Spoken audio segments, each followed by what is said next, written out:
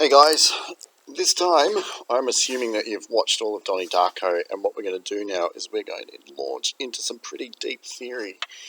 The theory is going to get us to talk about how we can use Donnie Darko to explore what Sartre means when he says that we are self-defining human beings who create who we are. So let's look at our overall goal. We're going to just start off with small steps, small chunks. We're going to talk about one key concept and a bit of history today. So what we're going to do is we're going to explore the historical context of Sartre's philosophy. So we're going to introduce a little bit of his history so we understand why some of these issues were so important to him. And then we're going to outline Sartre's notion of this term, which we call negating nothingness. Okay?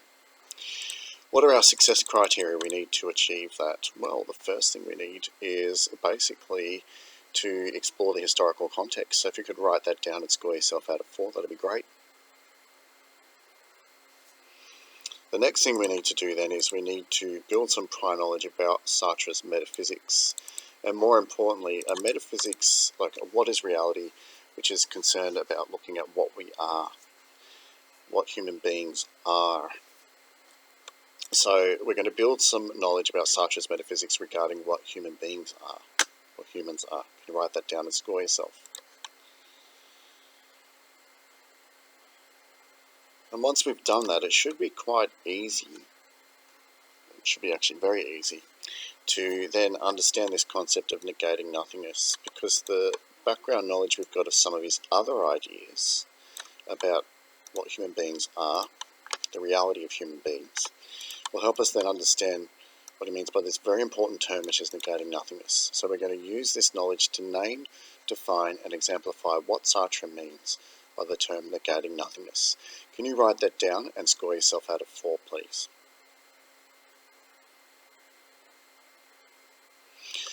Okay, so apart from setting goals, we always do this thing which is called a APK. We call it accessing prior knowledge. What I would like you to do, and this will be pretty obvious probably about halfway through the mini lecture I'm about to give, I'd like you to draw a picture of a stone or download one from Google. Can you do that for me?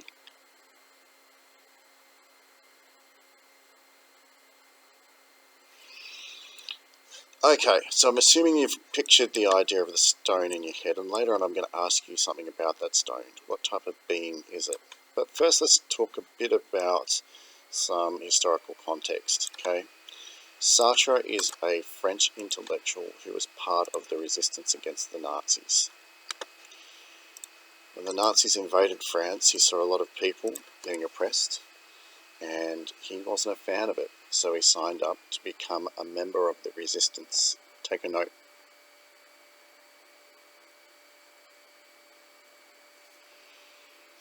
Now, what he saw was basically that the Nazis were persecuting Romani. The colloquial term we use for Romani is gypsy, but I don't think they like that term, so we'll use the term Romani. Jewish people, and also their political adversaries. They would be the communists, the socialists, the labour unions, the Freemasons, or any kind of group that they knew that they'd have a big beef with. And they were also persecuting the disabled, intellectually and physically. Take a note. So not surprisingly, Sartre would ask himself, how could this evil occur? How could people allow this evil occur? And at some point he had to come up with a philosophy that explained why people made the choices they made that would allow Hitler and his regime to conquer most of Europe. Take a note. What I want you to do now is just pause the video for 2 seconds, and once you pause the video, do you think you could talk about why you think people would have just let Hitler do what he did in Germany? What were the factors that allowed Hitler to become popular? Because one thing we need to remember, he got there through democracy. He was voted in, and then he made some moves in Parliament that allowed him to get to the top position. So he was voted into Parliament, and then he had some quite clever political moves that then allowed him to become Chancellor. And basically take over Germany. But he did it through the democratic process. So what allowed this to happen? What were people doing at the time? Just write a paragraph.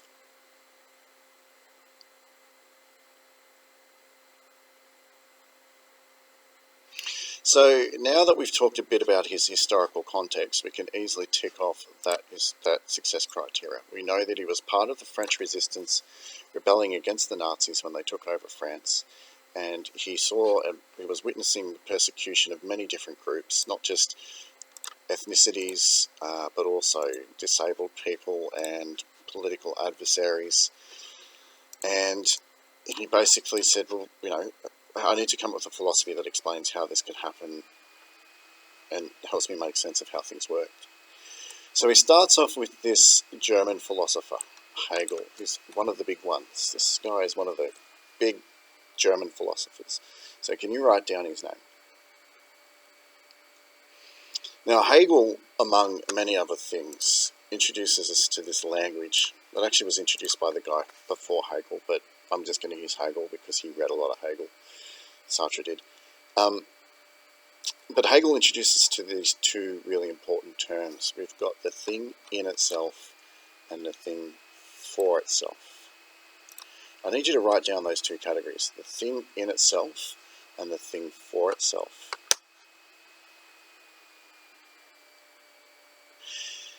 Now, we'll come to understand why this is important for Sartre later, but I need to explain to you what these terms mean. Now, if you remember, I asked you to draw a rock.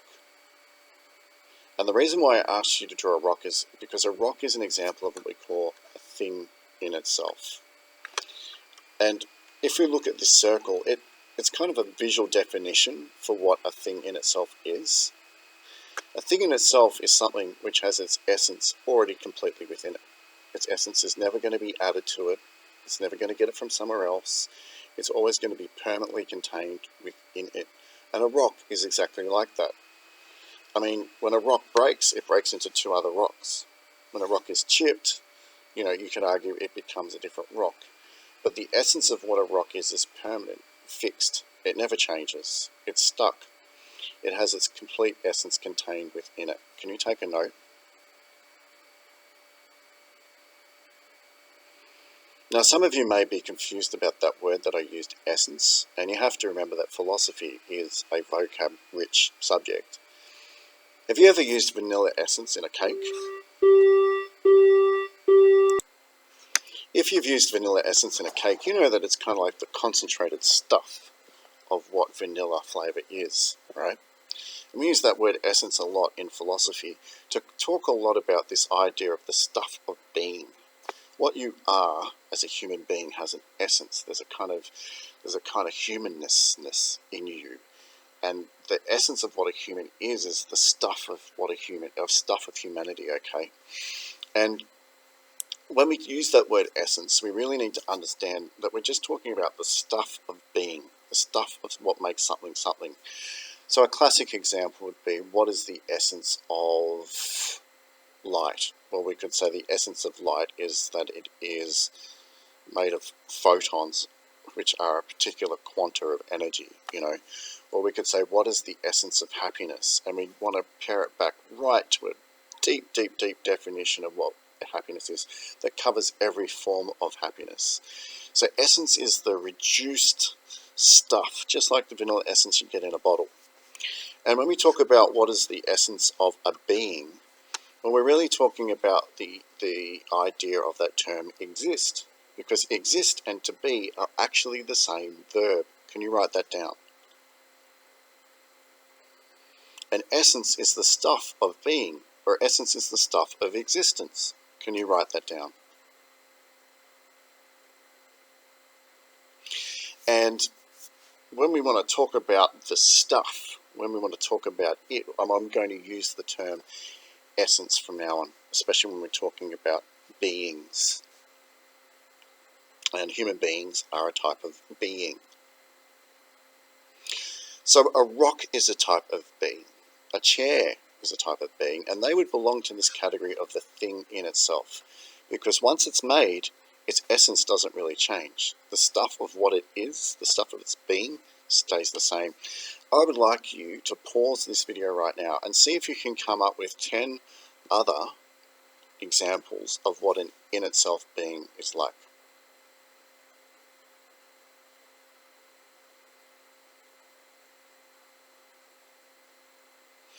Now, when I talk to people in my class, these are the usual concepts that come up. I've got 3 of them. An in itself object, it lives a predetermined life. It reacts to life. If I pick up a rock and throw it, that rock isn't choosing to be thrown. It's just passively reacting to things that have been done to it. It doesn't have options like you and me. It doesn't choose. And it's passive. And by passive, I mean that it just lets things be done to it. It doesn't actually make actions itself. Can you take a note about those 3 things for me that are right in front of you?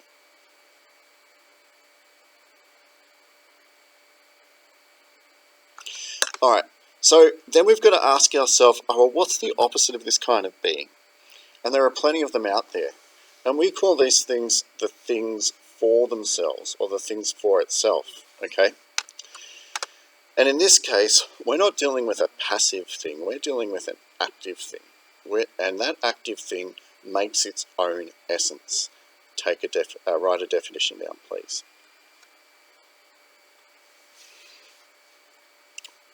And that is exemplified here by this picture.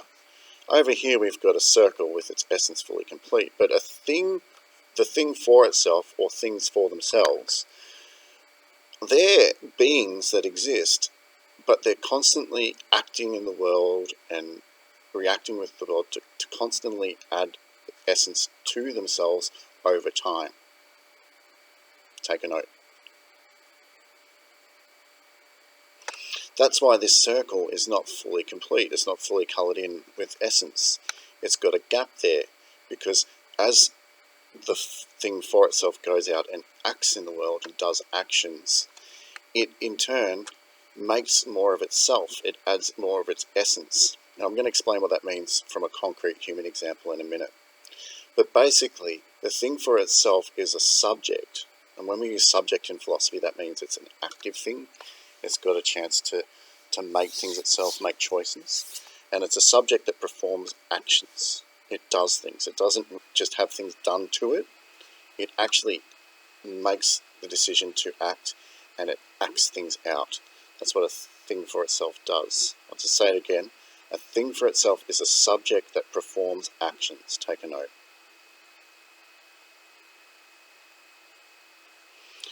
Now you've probably guessed, Sartre argues that human beings are not things in themselves.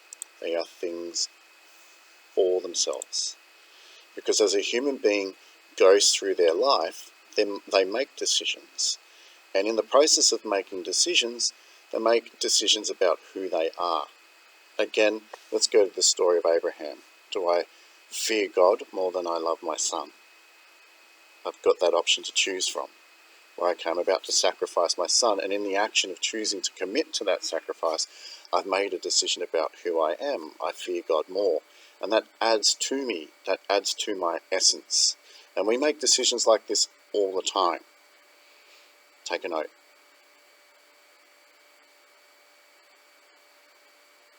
In fact, Donnie Darko makes decisions like that all the time. When he chooses to flood the school, he's basically saying to the world and to himself, this is who I am. He's adding to his essence as a person who wants to see creative destruction open up a gap in the world for something new to occur, something authentic and good, he's hoping. So take a note.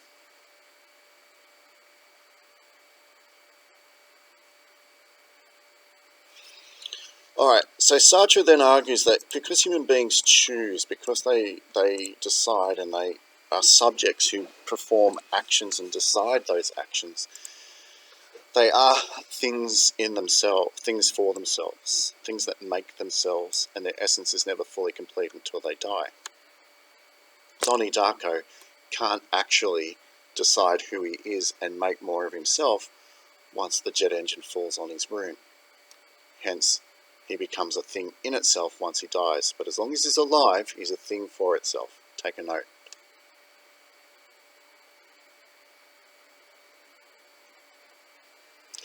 Now, Sartre argues that we are deeply aware of this because our consciousness is what we call self-reflexive consciousness. I want you to write that down for me.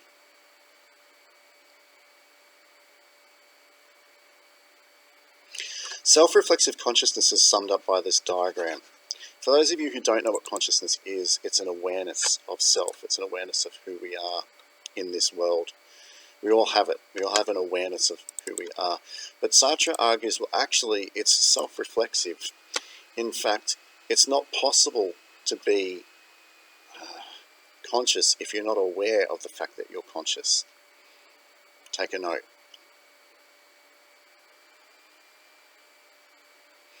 So consciousness isn't just an awareness of being in the world. You have to be aware that you are a consciousness. And then your consciousness needs to be aware of the fact that you are aware of the fact that you are a consciousness. It's reflexive. It reflects back on itself and becomes aware of itself. Take a note. Now, one way I like to talk about this very much from a Sartrean point of view is that how can you be happy if you just behave happy? If you just behave happy, you're kind of like a robot. You are just going through the motions of being happy and giving off the physical behavior of being happy. But you're not really happy until you're aware of being happy. Or, and this is the clever thing, you could probably argue, you're not really happy or you don't know that you've been happy until you reflect on the fact that actually in the past I was happy.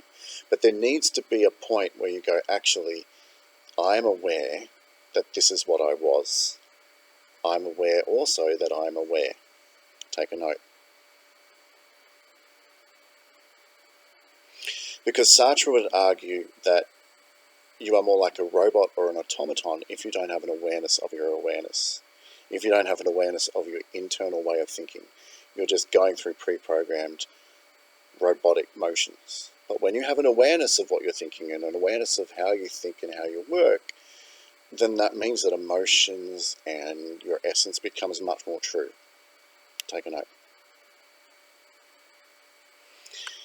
And it's important to note that because we are a thing for itself, we act on the world acts on us.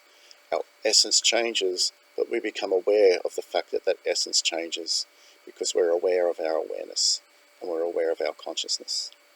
Take a note. Now I want you to just have a look at the way that I've done a lot of the visuals, and I'd like you to just pause the video for a moment. And I want you to go through a lot of your written notes that you're probably doing what most people do, which is outline through dot points. And I want you to draw pictures. I want you to have a look at each thing you've got, each little dot point you've made, and I want you to draw pictures. Or if you like, you could download them from Google if you're using a digital workbook and put a picture that represents each key concept next to them. Because the science says that when note-taking, if you have visual entry points into your notes, you've got another way in, another way of remembering them, and they become far more processed, okay?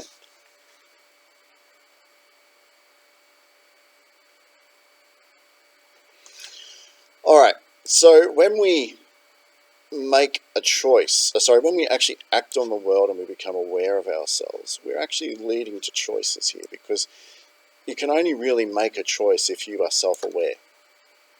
Otherwise, you're just going through pre-programmed motions like a robot does. Choice implies, for a human being, you could imagine a robot making a choice. You know, it's got a series of variables. It's pre-programmed to process, and then in comes an environmental input and says, bang, I'll have that one. Yeah, that's the way it works. But for a human being, because we are for itself beings, aware of ourselves, aware of our essences, we have many different choices available to us.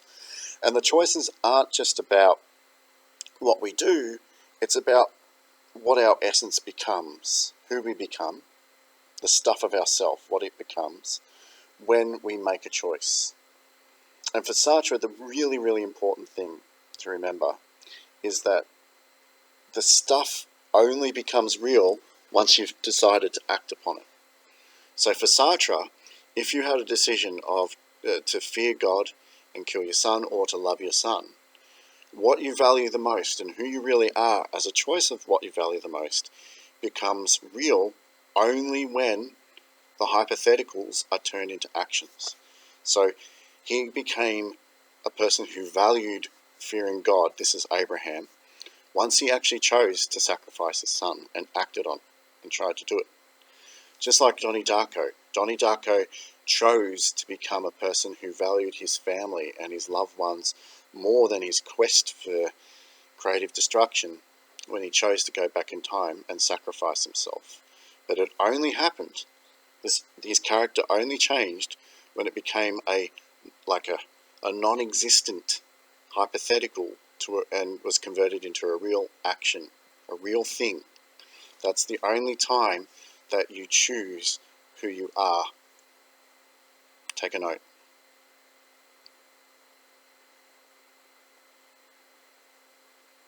So I can't help but think that you're really confused right now, and if you are, I just want to make this really clear.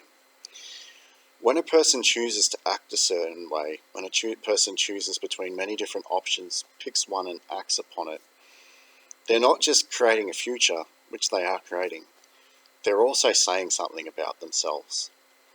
Because if I have three options, and I pick one out of those three, I've basically said to everybody else, this is the option I value the most, which communicates to people something about me. This is my values, this is who I am, this is what I care about.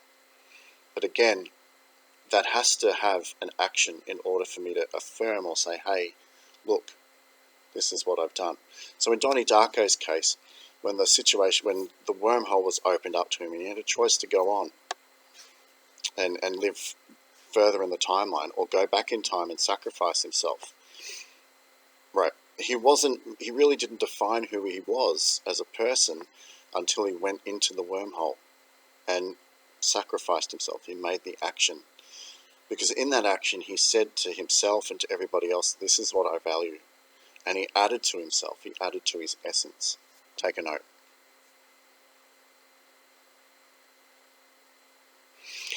Now remember I said that the idea of metaphysics is basically an explanation about like what is real, what is in reality.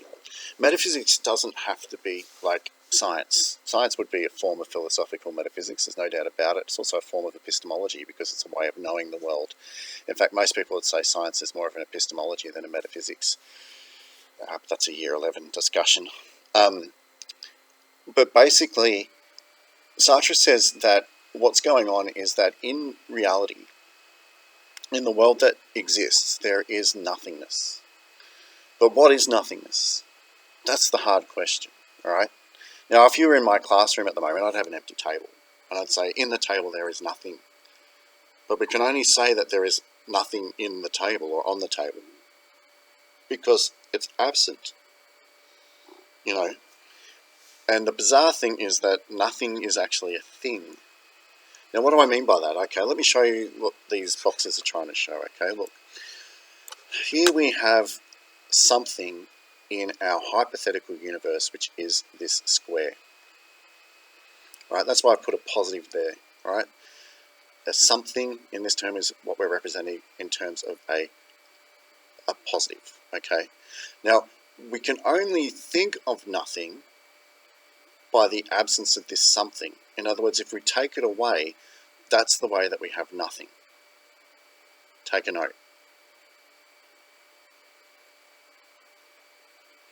So really this idea of nothingness, the perfect absolute nothingness, would be complete absence of everything. Take a note.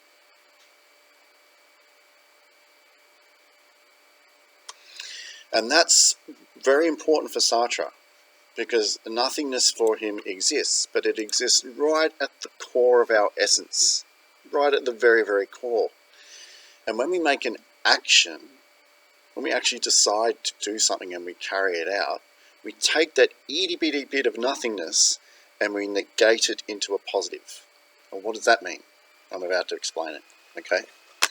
So the first thing you need to get is the fact that we have something in our universe and then we have nothing in our universe by removing absolutely everything within it, okay? So really nothingness is defined in this way as some sort of absence, some lack. Now, we would call the process of turning something into nothing, we call that negation. Take a note.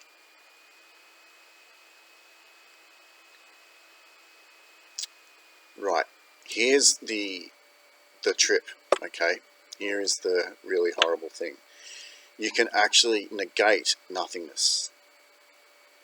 So negating is converting something into its opposite state. If you look at it, we've got presence, and then we look here, we've got absence.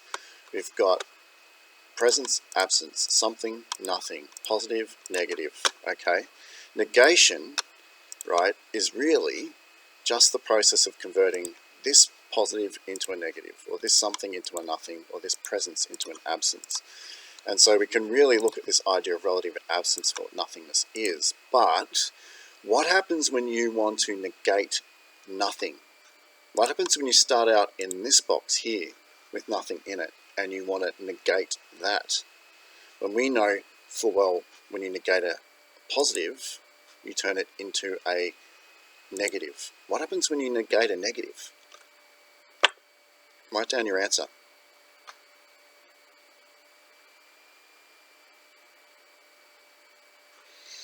Alright, some of you probably thought, well, in maths, when you multiply a -1 by a -1, you get a +1. And that is pretty much along the lines of what Sartre is trying to say. Now, I'm going to use these boxes to do it first, alright? Let's imagine we've got our pure state of nothingness right here, and we want to negate that. We want to negate a nothingness. That would mean that we'd have to put something in the universe. We'd have to create something. Take a note. So to go from a pure nothingness and to negate that pure nothingness, we would then turn it into a positive. We turn it into a something. So negating nothingness actually means to create something out of nothing. Take a note.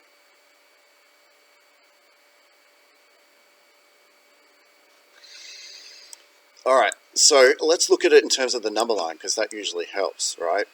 We all know that in a number line, we've got a 0 point, and we can have a 1, and we can have a -1. We've done this a couple of years ago. And when we negate a 1, we basically take a 1 and we multiply it by a -1, and we would get a -1.